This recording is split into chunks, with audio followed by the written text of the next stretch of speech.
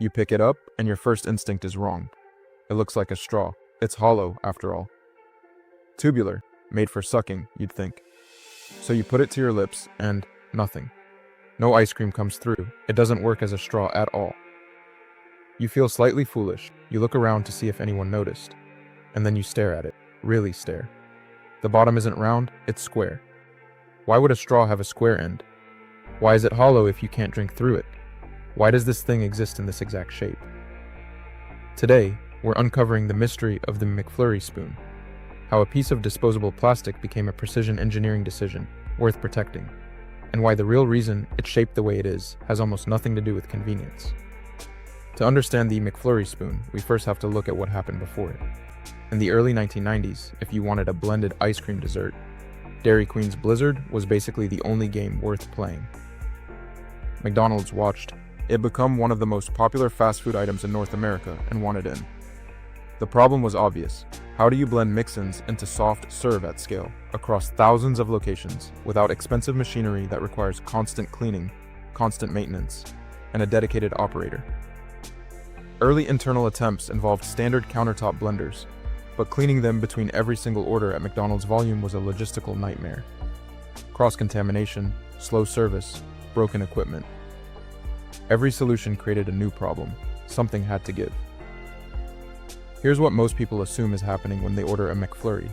The employee scoops the ice cream, dumps in your Oreos or M&Ms, sticks that weird spoon in, and blends it. Simple enough. The spoon spins, the candy breaks up, done. The hollow part, most people guess, is just to save on plastic. Maybe it's a design quirk that survived into production because nobody bothered to question it.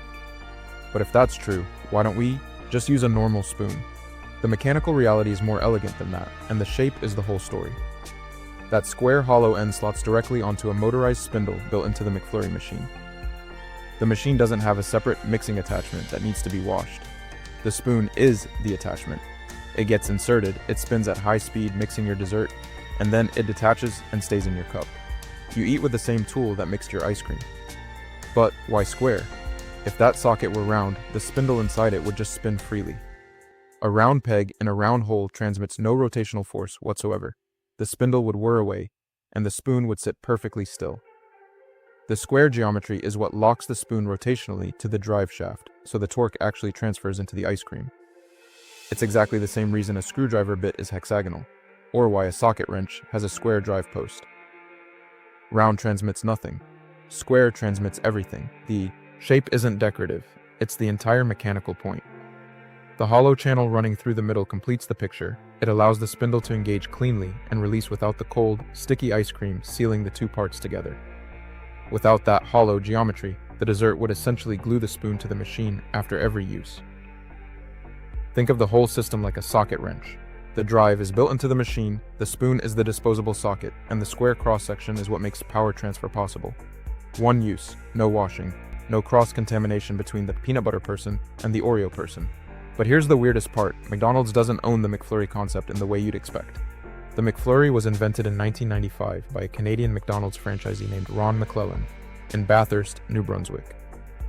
Not corporate R&D, not a team of food scientists. One guy with a restaurant. McDonald's rolled it out globally, but it was a franchise. Innovation from day one, which means the company adopted a design it didn't engineer from scratch, and built an entire global product line around it, without necessarily owning every underlying rationale. That's an unusual position for a company, this controlling about its supply chain. So why protect this design so specifically, and not redesign it with the full weight of McDonald's engineering budget? This is where the money and the engineering collide. McDonald's operates across over 40,000 locations worldwide and sells tens of millions of McFlurries per year. A reusable mixing blade that requires even 30 seconds of additional cleaning per order multiplies into a staggering annual cost in labor, water use, and replacement parts. The disposable spoon as spindle eliminates that entirely. There's also liability. A reusable attachment that's improperly cleaned is a food safety violation waiting to happen. By making the mixing element single-use, McDonald's transferred the contamination risk away from the machine entirely. The spoon costs fractions of a cent to produce. The health department citations and cross-contamination lawsuits it prevents are worth considerably more. And this is where it gets interesting. because the brilliant simplicity at the spoon level created a quietly notorious problem at the machine level. The machines require a lengthy, automated cleaning cycle that takes them offline for hours at a time. Franchisees couldn't fix them without a proprietary third-party technician. The FTC actually investigated whether McDonald's was forcing franchise owners into repair contracts that locked them out of servicing their own equipment. iFixit, the repair advocacy group, filed a formal complaint arguing the machines were deliberately difficult to repair without proprietary software. The simple spoon story and the locked machine story are two sides of the same coin. Minimize the human variable at every customer touchpoint and centralize the complexity inside a system you control. It worked brilliantly at the spoon. It backfired badly at the machine. Next time you pick up that McFlurry spoon, don't see a failed straw. See a one-time drive shaft, a piece of rotational engineering miniaturized into a disposable utensil where a single geometric decision, square instead of round, is the difference between a mixing tool and a useless tube of plastic. It's the same logic running through flat-pack furniture, single-use medical instruments, and modular fast food kitchens everywhere.